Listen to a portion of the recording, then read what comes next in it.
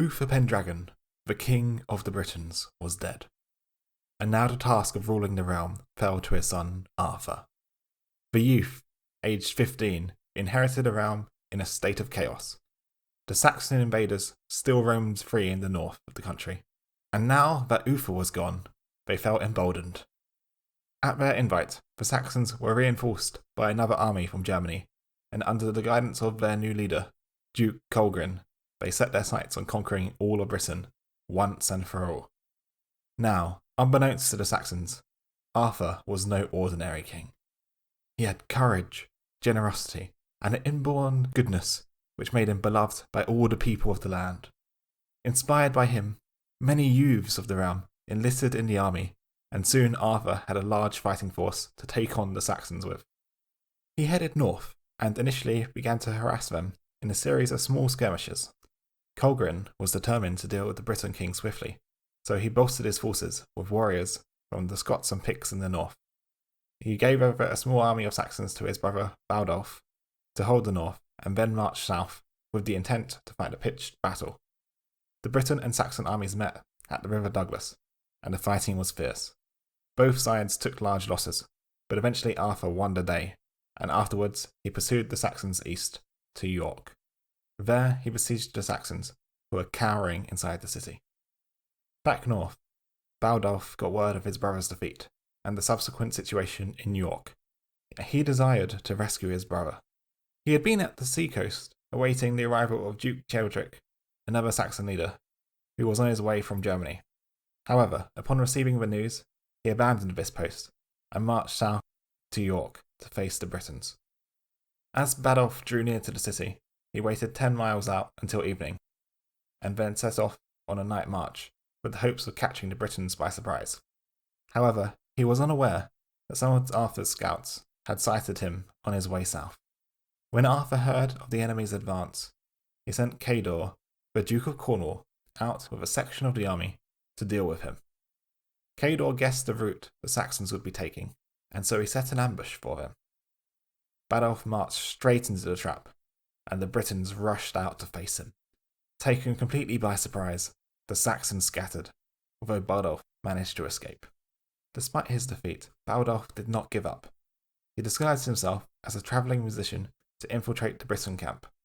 Then at night, he slipped inside the city, where he was reunited with his brother. Now, as this was happening, Duke Cheldric arrived on the coast with 600 ships, ready to conquer Britain. When Arthur got word of this, he and his generals realised they lacked the army to take on such a force. Therefore, they lifted the siege on York and retreated south to London. There, Arthur sent messengers to Armorica, calling for support. Duke Hull, the ruler of Armorica, was a relative of Arthur, and he accepted the call, gathering an army and sailing for Britain. Once there, he met with Arthur, and together they made plans to fight the Saxons. They made for the city of Lincoln, which was currently besieged by the enemy, and there did battle against them. The battle went decisively in the Britons' favour. The Saxons fled, heading into the forest of Celadon, where they regrouped. Arthur attacked again, but this time, in the security of the forest, the Saxons held firm and wrought havoc upon the Briton forces. Arthur then changed tactics and ordered the trees to be cut down and used to block all the paths in and out of the forest. There he essentially besieged the forest and tried to starve out the Saxons. This worked well, as most of the Saxon supplies had been abandoned at Lincoln, and so after a few days the Saxons were starving. They sent an envoy to Arthur, offering to leave all the gold and silver they had looted behind, and depart for Germany, and even leave hostages for Arthur. Arthur agreed, and the Saxon army was escorted back to their ships by the Britons. After leaving some hostages behind, the Saxons began sailing home, but on the way, they changed their mind and decided to attack Britain once more. Instead of going back to Germany, they sailed around the coast and made land at Totnes. From there, they marched to the city of Bath, which they besieged. When Arthur got news of this, he was furious. He had been planning a war against the Picts and Scots as retribution for them aiding the Saxons, but he put that on hold and instead executed the hostages and marched quickly south, whilst leaving Duke Hull to hold the north. On the way, he met Geoffrey, the current archbishop, and he gave Arthur his support and encouraged him to drive out the pagan invaders once and for all. He also gifted Arthur with a new crown, worthy of the king of the Britons, a new shield as well, but most importantly of all, a new sword. When Arthur took up this new sword, Excalibur, as it was known, he felt a great sense of destiny about himself. Now feeling ready, he continued his journey to face the Saxons. Once he arrived, he ordered an attack against the Saxons straight away. The battle was fierce, but the Britons, filled with rage at the broken oaths of the Saxons, fought relentlessly, and slowly but surely began pushing them back. Then, at the end of the day, as the sun was setting, the Saxons retreated back to a nearby hill. Arthur's men were exhausted from the day of fighting, and so he held off pursuing them. He allowed his men to get a well-needed rest that night, and in the morning they climbed the hill, ready to face the Saxons once more. The Saxons, confident in their control of the high ground, stood firm, and this day's battle soon became a long slog, with both sides struggling against each other. Arthur was frustrated with the lack of progress, and so decided to enter the fray. Drawing forth Excalibur, he personally led a charge against the Saxons, crashing into their lines. So mighty was his sword that a single blow was all that was needed to slay any man who stood before him. Soon Arthur cut a bloody path through the enemy, leaving hundreds of dead Saxons in his wake. Then he reached Baldolf and Colgrin and finished them off as well. When Cheldric saw how the battle was unfolding, he gathered up what Saxons he could and fled the field. Satisfied with his victory, Arthur told Duke Cador of Cornwall to pursue the enemy, whilst he marched north with the bulk of his forces. But whilst this had been happening, Duke Hull had been pulled into a conflict with the Scots and Picts. He had taken the city of Alclud, but he was now besieged within it. Back south, Cador took his army and marched at high speeds towards Totnes, hoping to cut off the Saxons before they got back to their ships. Once he got there, he left a small detachment to guard the ships and headed back to deal with the Saxons. Cheldric, realizing he would not get to the ships in time, changed tactic and began to travel east, but Cador was hot on his heels. After a number of skirmishes, the Saxons fled all the way to Kent, where in a final battle, Cheldric was slain and the remaining Saxons surrendered. Afterwards, Cador travelled north, where he regrouped with Arthur, who had just lifted the siege of Alclud. Arthur pushed further north, where he defeated the Picts and Scots in battle once again. Feeling desperate, the enemy retreated to the Isles of Loch Lomond, hoping the lake would protect them from the Britons' wrath. Then they sent a messenger to King Guillemur of Ireland, calling for aid. The Irish king arrived with an army to face Arthur. However, after a swift and decisive battle against the Irish, Arthur was victorious, and the Guillemur fled back home. Seeing this, the Picts and Scots lost hope. They were beginning to starve on the Isle, and with the defeat of the Irish, they knew that they would not last long. Therefore, they yielded to Arthur. All the Pictish bishops came barefoot before the king, and begged him for mercy for the Pictish people. Satisfied with this, Arthur granted the mercy they wanted, making the Picts his vassals, marking out areas of Scotland where they would be allowed to live and settle under Briton rule. The war was finally over. Arthur spent the next few weeks with his friend Duke Cole, exploring the Scottish Highlands, enjoying its natural beauty. He then travelled south to spend Christmas in York. Whilst there, it came to Arthur's attention that many of the churches in the area, which had been under Saxon occupation, had been destroyed or desecrated. Therefore he put his chaplain, Pyramus, in charge of restoring churches across the land. Additionally, whilst in York, Arthur met with some important nobles, the first of which was Lot, who was married to Arthur's sister Anna, as well as Lot's two brothers, Urien and Angusel.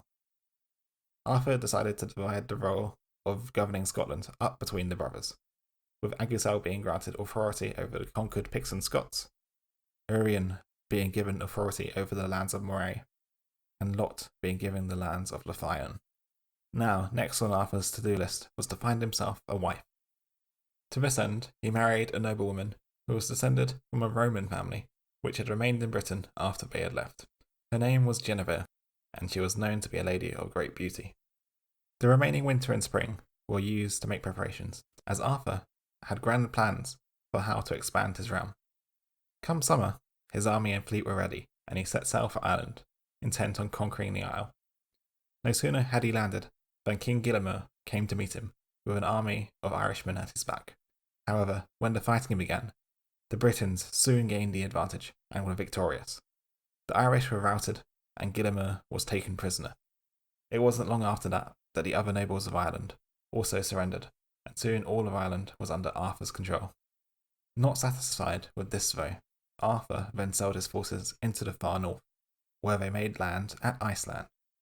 There they defeated the Icelandic people and subjugated them as well. After this, seeing the writing on the wall, the two kings of the Northern Isles, King Doldavi and King Gunfirst, came before Arthur and offered to become his vassals. After a glorious summer of conquest, Arthur returned to Britain, where he would spend the next 12 years ruling over his new empire in a time of peace. During this time, the wealth and fame of the Britons multiplied greatly. All the rulers of Europe knew and feared this legendary king of the Britons. At the end of the years of peace, Arthur once again set his eyes on foreign lands with the goal of expansion. At this moment, he dreamt that perhaps one day all of Europe could come under his rule. The army and fleet were prepared, and once again, they set sail. On this trip, he brought Duke Lot with him, for Lot was the grandson of Siltjelm, the previous king of Norway, and so had a claim upon the throne. The Norwegian king Wiglaf obviously did not approve of this, and so rallied his armies against Arthur. It ended up being an intense war, as all the greatest warriors of Norway fought with their king against Arthur. Finally, though, the Britons prevailed, and the Norwegians were defeated. Lot was installed as the ruler of Norway, and then Arthur invaded Denmark and conquered that land as well. Next on the list was the much larger target of Gaul. At this time, Gaul was ruled over by Flolo, who was a vassal of the Roman Emperor Lucius Tiberius. When Flolo heard of the arrival of Arthur's fleet, he gathered every soldier he could from all of Gaul to be ready to face the Britons. There was an initial skirmish between the two armies. However, Flolo soon realised the Briton army was more experienced and was gaining the upper hand. Therefore, he ordered a retreat and marched for the fortified city of Paris. Arthur followed and besieged the city, and it was only a few weeks until food had run short and the people of Paris were starving. Flolo was greatly distressed by the suffering of his people, and so he sent a proposal to Arthur. He proposed that Arthur face him in a one-on-one duel, and that the winner of this duel should take the control of the realm of their opponent. Flolo was a man of great stature, and he had experienced many battles in the past, so he believed he stood a fair chance of winning against Arthur in single combat. Arthur agreed to the terms, and the event was arranged. Both men started on horseback with lances, and they charged each other. The lances crashed as they hit their targets.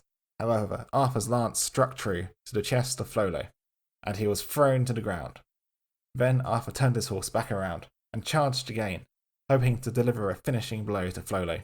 However, the man readied his lance, so as Arthur came near, he thrusted it into Arthur's horse. The horse collapsed, and Arthur crashed to the ground as well. The Britons watching were shocked to see their king fall, and feared he was dead. However, then Arthur rose up, drawing Excalibur. Thus began a fierce sword fight between the two men. It was Flolo who found the first opening, delivering a strike to Arthur's helmet. The helm prevented the blow from killing Arthur outright, but it did a mighty dent, and blood began to flow down Arthur's face. Feeling this, a great fury arose in Arthur. He moved quickly, slipping past Flolo's defences, and swinging hard. Flolo's helmet shattered with the impact of Excalibur, and the sword continued into the head of the Roman. With a single stroke, Flolo fell to the ground, dead. The Britons let out a cheer to see their king victorious, and soon the people of Paris surrendered. The gates were opened, allowing entry for their new king. With this, the north of Gaul fell under Arthur's control. However, a few nobles in the south still resisted him. To this end, Arthur sent Duke Hull to invade Aquitaine. That he did, and soon the south was under control of the Britons as well. Arthur would spend the next 9 years living in Gaul as he integrated the various provinces into his new empire. Afterwards, Arthur returned to Britain, where he has held a grand celebration of his victories. All the nobles of Britain and the lands beyond which he had conquered came to visit him and pay homage to their king. Then a great festival was held, as well as banquets for all the nobility. There were also tournaments where knights of the realm competed in combat and jousting. Overall, it was a glorious time to be a Briton. It was as these celebrations were drawing to a close, however, that a messenger from Rome came before the king. The messenger, sent by the Emperor Lucius Tiberius, stated that Britain owed a vast sum of money to Rome, as it had been many years since they had last paid the ancient tribute first imposed upon them by Julius Caesar. Additionally, he expressed Rome's outrage of Britain's conquest of Gaul, and demanded that Arthur journey to Rome so that he could answer for his crimes.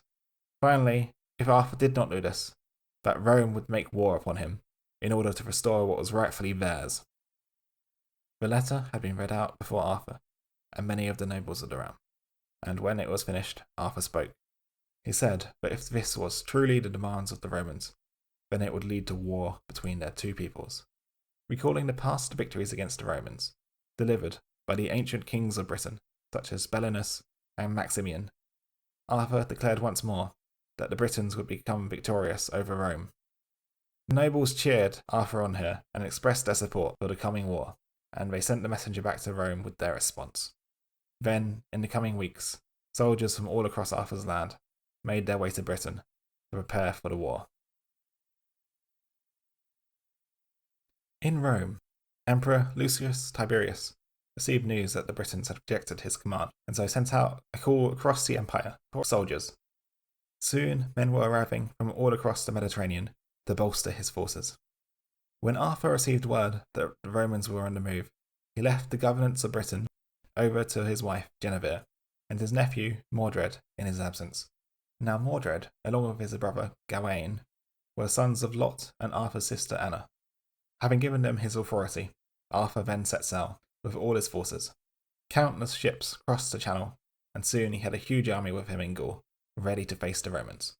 However, before it came to fighting the Romans, Arthur was distracted by a side quest.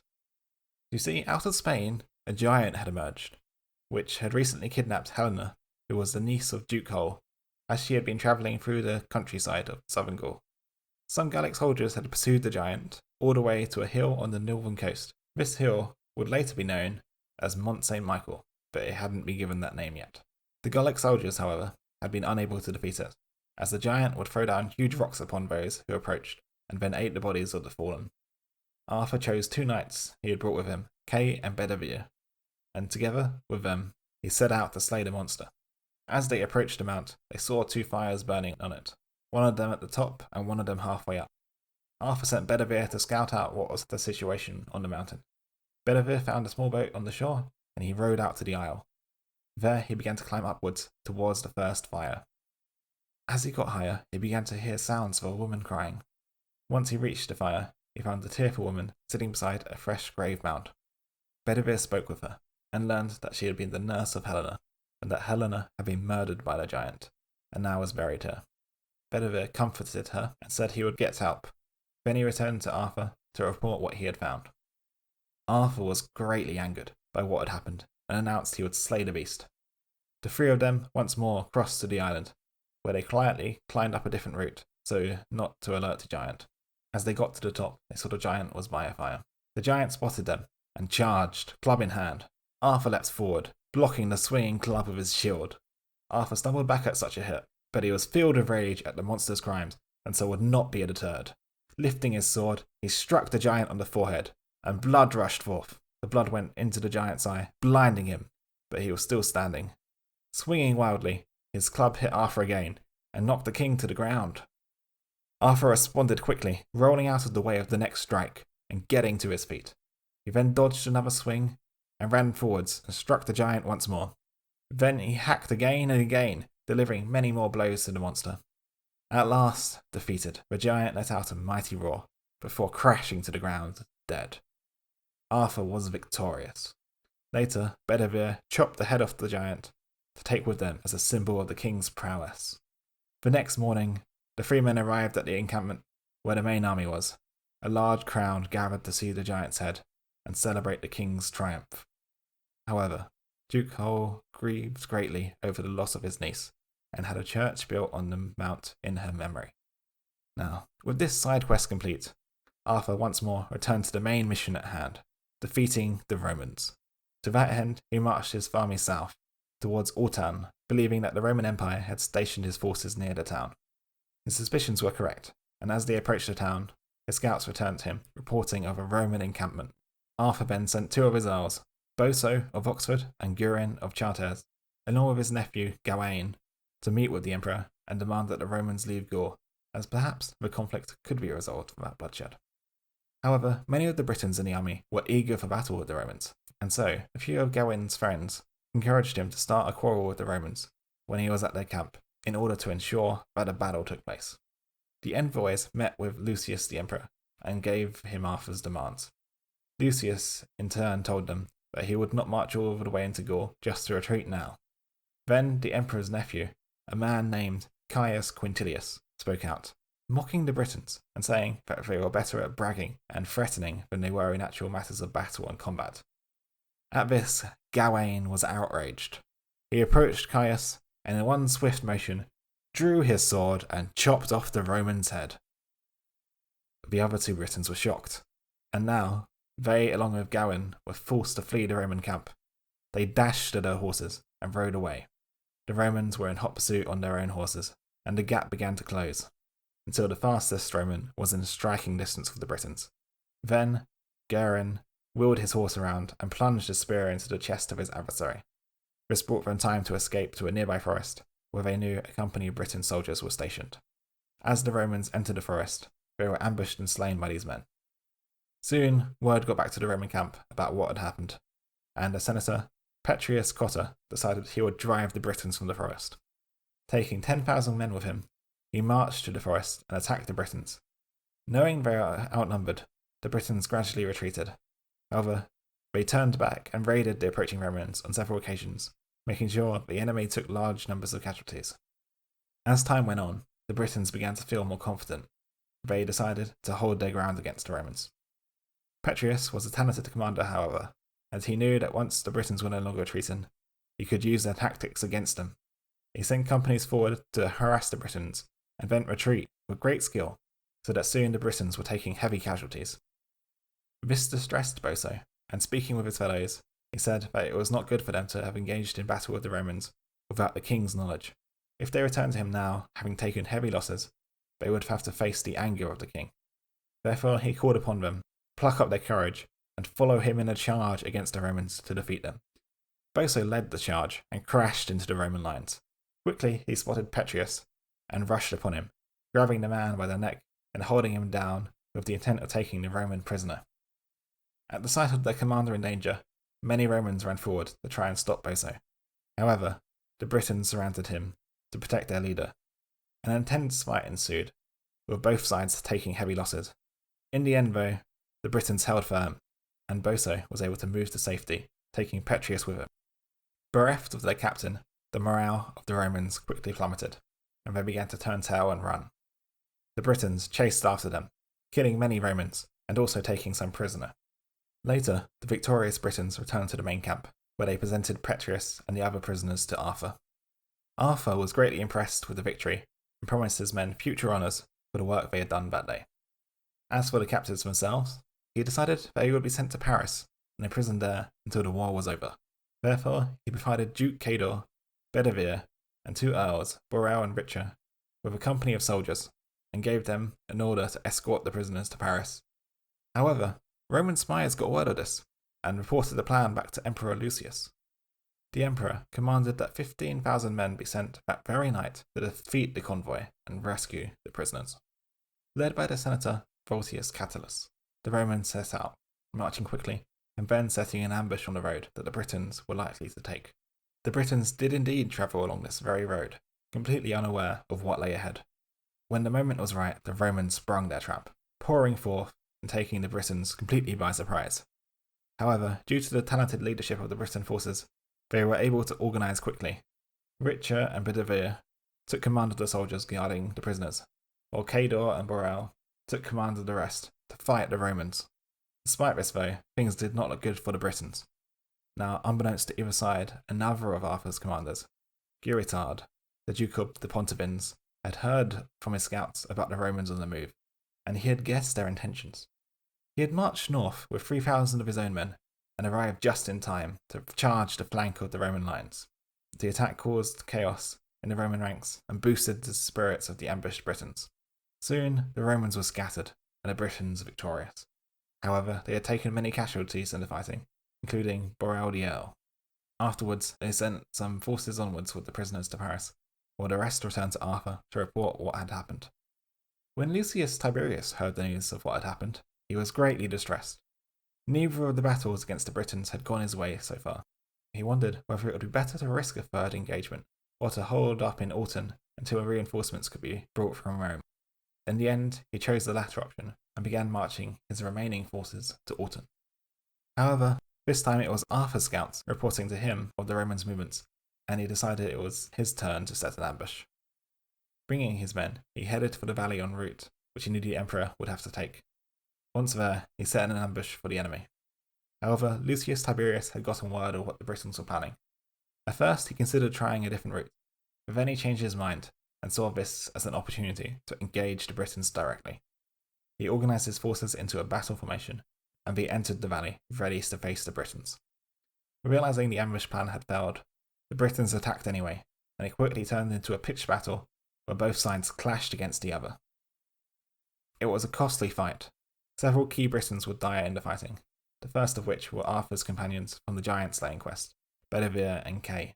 This set a fury in Bedivere's nephew, Iaglas, who led a charge of 300 men which pushed deep into the Roman lines.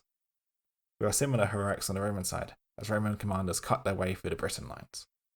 In the fighting, Hull and Gawain worked together, pushing deep through the Roman lines with the goal of reaching the Emperor Lucius. Backed by company soldiers, they broke through the defences and reached Lucius and his bodyguard. Hull kept the bodyguard busy, while Gawain attacked the Emperor head-on. Lucius was a skilled fighter and held Gawain at bay, leading to a close sword fight between the two men. Then, more Roman soldiers arrived and blocked off Gawain, pushing him back. Eventually, Gawain and Hull were forced to retreat. It was at this moment, however, that Arthur, leading his own company, reached that section of the battlefield. Wielding Excalibur, he tore through the ranks of the Romans, killing 2 Roman commanders. The Romans fought hard to defend their emperor from Arthur, putting more and more men in his path. But then, amidst the fighting, Emperor Lucius was stabbed, not by Arthur or any of the Briton heroes, but by an unknown spearman who had gotten close to the man during the fighting. With that, Lucius fell to the floor, dead. Word soon spread across the ranks of both the Romans and the Britons of the Emperor's death. The spirits of the Romans were shattered, while they of the Britons were greatly boosted. Soon, the Roman lines were broken, and they began to flee the battlefield. They were pursued by the victorious Britons, who killed many whilst they were fleeing and took many more prisoner. Survivors fled in all directions, escaping into the forests and wetlands, and eventually returning back to Italy. With the victory against the Romans complete, Arthur first saw to burying his men. Special funerals were carried out for the most important Briton commanders who had died during the battle, such as Bedivere and Kay. As for the body of Emperor Lucius, Arthur had it sent on to Rome, with the message that no other tribute from Britain was due. Arthur would spend the coming winter in Gaul, giving his men time to rest and recover his forces. For the coming spring, he made plans to march on Rome itself and conquer all of Italy. But then, as spring arrived, a message from Britain came to Arthur, which would shock him to the core. In Britain, Mordred, Arthur's nephew, had set the crown of the kingdom upon his own head and declared himself the ruler. In his next act of treachery, he had married Guinevere in an unholy union, despite her already existing marriage to Arthur. In preparation to fight Arthur, Mordred had sent messengers to Germany, where they recruited the Saxons to his cause. They also contacted the Picts and Irish and added them to the ranks of the army as well.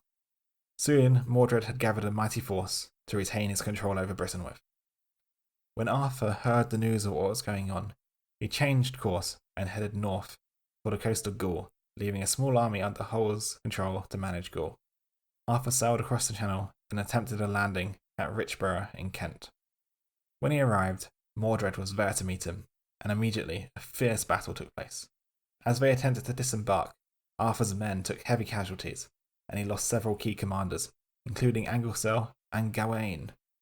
At last, though, after much struggle, Arthur gained a foothold on the coast. With the morale boosted from this, the men pushed forwards aggressively and began to inflict great slaughter upon Mordred's forces. So much so that Mordred was forced to retreat. Arthur, filled with fury for the traitors, pressed on, determined to hunt them down. Following the battle, Mordred gathered up his men and retreated to Winchester. Arthur spent a day burying his men who had died, and then followed the enemy. Meanwhile, at the news of Arthur's return, Guinevere, feeling shame for her partiness, fled to the town of Caerleon, where she joined an order of nuns. When Arthur arrived at Winchester, Mordred arrayed his forces on the field before the city to face him. Arthur attacked immediately, and there was a great slaughter on both sides. Eventually, come evening, the battle halted. Then, during the night, Mordred retreated further and headed to Cornwall. When he reached the River Camel, he organised his best forces onto a defensive position and awaited Arthur. Arthur arrived soon after, and another battle took place. Just like the previous one, the fighting was very fierce, with neither side gaining much of an advantage. Thousands died on both sides. Then Arthur gathered around him a company of his best soldiers and charged the position where he believed Mordred to be. He cut through soldier after soldier until at last he came to the traitor. Arthur struck with Excalibur and dealt a mortal blow to Mordred. However, before the traitor fell, he too slashed Arthur, wounding the king. Arthur and the Britons were victorious, but at great cost. The king was gravely wounded. Therefore, he was swiftly hurried away to the Isle of Avalon, where he could receive healing for his wounds. Before he left, though, sensing that he would not be returning soon, he handed the crown to the son of Duke Cador of Cornwall, a young man known as Constantine, who would later become the next king of the Britons. Thus ended the reign of Arthur, for he did not return from Avalon. However, not all hope was lost. In the days since his reign, it has always been known amongst the Britons that Arthur, their greatest king, would return on the day in which they needed him most.